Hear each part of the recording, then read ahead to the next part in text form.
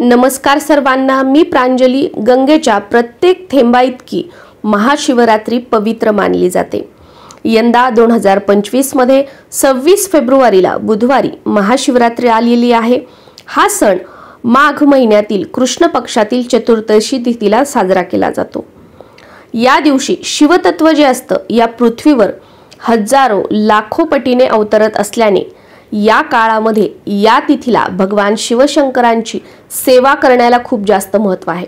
या दिवशी घरातील लहानांपासून मोठ्यांपर्यंत प्रत्येक जण महाशिवरात्रीचा उपवास आपण करत असतो. तुम्ही काही कारणाने महाशिवरात्रीचा उपवास करू शकत नसाल किंवा हे व्रत तुम्ही केलं जरी असेल तरी सुद्धा या दिवशी आपल्या घरामध्ये या व्हिडिओमध्ये मी तुमच्यासोबत काही सेवा शेअर करणार आहे. यापैकी कोणतीही एक सेवा किंवा जास्तीत जास्त जेवढ्या सेवा आपल्याला करणं शक्य होईल तेवढ्या आपण केल्या तर याचा लाभ जो आहे तो संपूर्ण आपल्या कुटुंबाला मिळतो. भगवान शिवशंकरांची कृपा आपल्यावर होते. त्याचबरोबर मनामध्ये कोणती एखादी इच्छा ठेवून मनोकामना ठेवून जर तुम्ही यातील कोणतीही सेवा या दिवशी केली तर इच्छापूर्ती ही नक्कीच होते. भगवान शिवशंकरांची सर्वात आवडती आणि प्रिय सेवा मानली जाते आणि या महाशिवरात्रीच्या दिवशी ही सेवा आपल्या घरामध्ये व्हावीच व्हावी असा आग्रह धरला जातो. ती सेवा म्हणजे रुद्राभिषेक. रुद्राभिषेक कसा करावा हा व्हिडिओ आपल्या चॅनलवर अपलोड झालेला आहे. तो तुम्ही बघू शकता. त्या व्हिडिओची लिंक खाली डिस्क्रिप्शन बॉक्समध्ये मी तुम्हाला देत आहे. अतिशय सोपी पद्धत स्तोत्र मंत्रासहित त्या व्हिडिओमध्ये मी तुमच्यासोबत शेअर केलेली आहे.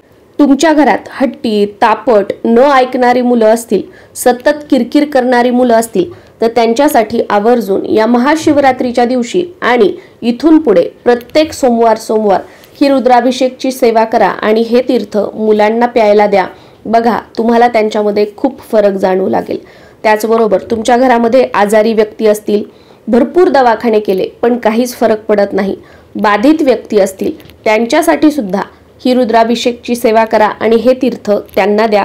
तुम्हाला फरक जाणवेल. त्याचबरोबर घरामध्ये व्यसन करणारी पुरुष मंडळी, सतत काहीही कारण नसताना चिडचिड करणारी पुरुष मंडळी असतील तर त्यांच्यासाठी सुद्धा तुम्ही ही सेवा करू शकता. याचे खूप चांगले प्रभाव तुम्हाला बघायला मिळतील. त्या रुद्राभिषेकच्या व्हिडिओमध्ये ही संपूर्ण माहिती दिलेली आहे. तीर्थ कसं द्यायचं, किती वेळा द्यायचं, कधी द्यायचं, त्यामुळे तो व्हिडिओ तुम्ही नक्की बघा. आता काही कारणामुळे तुम्हाला ही रुद्राभिषेक सेवा करणं शक्य नसेल तर अशा वेळेला तुम्ही एक दिवसीय शिवलीलामृताचं पारायण सुद्धा करू शकता. महाशिवरात्रीच्या दिवशी एक दिवसीय शिवलीलामृत पारायण कसं करावं याचा व्हिडिओ सुद्धा चॅनलवर आहे, तो तुम्ही बघू शकता. शिवलीलामृत पारायण करण्यासाठी तुम्हाला 3-3.5 तास शक्यतो लागू शकतात. शेवटी तुमच्या वाचनाच्या स्पीडवर आहे. हेही तुम्हाला काही कारणाने शक्य नसेल, जसं की बऱ्याच जणांना एवढा वेळ बसणं शक्य नसेल, तुम्हाला खाली बसता येत नसेल तर तुम्ही खुर्चीवर बसून सुद्धा हे पारायण करू शकता. पण ही सेवाच करणं शक्य नसेल तर अशा वेळेला या दिवशी शिवलीलामृतातील 11वा अध्याय तुम्ही संकल्पयुक्त 11 वेळा, 21 वेळा, 51 वेळा किंवा कमीत कमी 1 वेळा पठण करू शकता. काही शक्य नसेल ना तर 11वा अध्याय, ज्याला रुद्राध्याय म्हटलं जातं, हा आवर्जून या दिवशी पठण करावा. आता हे तिन्ही सेवा तुम्हाला करणं शक्य नसेल तर या दिवशी शिवलीलामृत तुम्ही मोबाईलवर किंवा टीव्हीवर श्रवण करू शकता किंवा 11वा अध्याय तुम्ही श्रवण करू शकता. आणि तुम्हाला रुद्राभिषेक करताना स्तोत्र मंत्र म्हणता येत नसतील तर तुम्ही मोबाईलवर स्तोत्र मंत्र रुद्राभिषेकचे लावून द्या आणि तुम्ही शिवलिंगावरती अभिषेक केला तरी सुद्धा चालू शकतं. कारण बघा, काहीही न केल्यापेक्षा काहीतरी केलेलं बरं, म्हणून तुम्ही या सेवा करू शकता. त्याचबरोबर तुम्ही या दिवशी शिवलिंगावरती आपल्या घरी सुद्धा आणि शक्य झालं तर महादेवाच्या मंदिरामध्ये जाऊन सुद्धा 1 तांब्या पाणी शिवलिंगावरती अर्पण करा आणि 108 बेलपत्र शिव अष्टोत्तर नामावली म्हणत शिवलिंगावरती अर्पण करा. आता 108 बेलपत्र जर तुम्हाला मिळाली नाही तर अशा वेळेला जे काही 1, 5, 7 जेवढे बेलपत्र तुमच्याकडे आहेत ते तुम्ही तुमच्या उजव्या हातामध्ये धरा किंवा एखादी प्लेट ठेवा, त्याच्यामध्ये हे सगळे बेलपत्र ठेवा, त्यावर आपला उजवा हात ठेवा आणि शिव अष्टोत्तर नामावली म्हणा आणि शिव अष्टोत्तर नामावली म्हणून झाल्यानंतर हे जे बेलपत्र आहेत ते शिवलिंगावरती तुम्ही अर्पण करा. असं तर तुम्ही नक्कीच करू शकता आणि या दिवशी 1 बेलपत्र तर तुम्हाला प्रयत्न केल्यानंतर नक्कीच मिळू शकतं. कारण या दिवशी शिवलिंगावरती जलाभिषेक करून किंवा दुधाने अभिषेक करून बेलपत्र अर्पण करण्याला खूप जास्त महत्त्व आहे। काहीच जर शक्य झालं नाही तर एवढं तर तुम्ही नक्कीच करू शकता। या व्यतिरिक्त दिवसभरामध्ये देवघरासमोर बसून माळ घेऊन शक्य झालं तर ठीकच आहे। 11 माळी, 21 माळी, 51 माळी किंवा जास्तीत जास्त, किंवा माळ घेऊन बसणं तुम्हाला शक्य नसेल तर काउंट न करता किती वेळा केला आहे हे न बघता जास्तीत जास्त दिवसभर शिवपंचाक्षरी मंत्र ओम नमः शिवाय याचा तुम्ही जप करू शकता।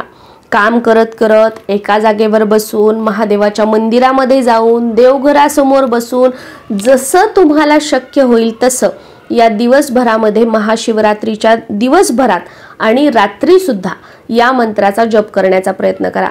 महाशिवरात्रीच्या दिवशी रात्री जागरण करण्याला खूप जास्त महत्त्व आहे, पण तुम्हाला रात्रभर जागरण करणं शक्य नसेल तर कमीत कमी मध्यरात्री 12 वाजेपर्यंत तरी जागरण करा आणि ओम नमः शिवाय या मंत्राचा जप करा, किंवा दिवसभर या दिवशी मोबाईलवर किंवा टीव्हीवर ओम नमः शिवाय हा जो मंत्र आहे तो लावून ठेवा आणि तो आपल्या घरामध्ये श्रवण करा। कारण या दिवशी शिवतत्व जे असतं ते हजारो पटीने या पृथ्वीवर अवतरत असतं, त्यामुळे जास्तीत जास्त भगवान शिवशंकर यांची सेवा करा।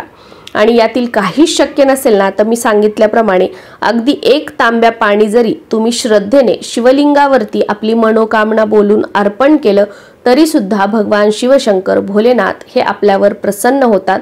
फक्त या दिवशी कोणाचंही वाईट करू नका, कोणाबद्दल वाईट बोलू नका। दरवाजात, आपल्या घरात दारात आलेल्या प्राण्यांना पायाने, लाथ मारून, काठीने हाकलून देऊ नका। कोणतंही मुक प्राणी आलं, मुक जनावर आलं, त्यांना पाणी पिण्यासाठी द्या। आपल्या घरात कोणी मंडळी आणली तर त्यांना फराळाचे पदार्थ, फळं, पाणी पिण्यासाठी द्या।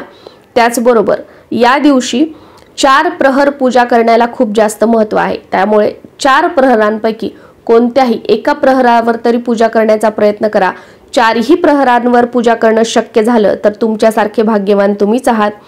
4 प्रहरी पूजा करणं शक्य नसेल तर निशित काळामध्ये पूजा करण्याचा प्रयत्न करा, आणि निशित काळातही पूजा करणं तुम्हाला शक्य झालं नाही तर महाशिवरात्रीच्या दिवशी प्रदोष काळामध्ये पूजा तर आवर्जून करा। प्रदोष काळ म्हणजे सूर्य मावळण्याच्या 45 मिनिटं अगोदर आणि 45 मिनिटांनंतर, ज्याला आपण साध्या सोप्या आपण भाषेमध्ये म्हणतो दिवे लागण्याची वेळ, तर या वेळेमध्ये शिवपूजा करण्याचा प्रयत्न करा। शिवपूजा शक्य नसेल तर कोणती तरी महादेवाची सेवा या वेळेमध्ये आवर्जून करा। शिवलीलामृताचं पारायण करा किंवा 11वा अध्यायाचं पठण करा।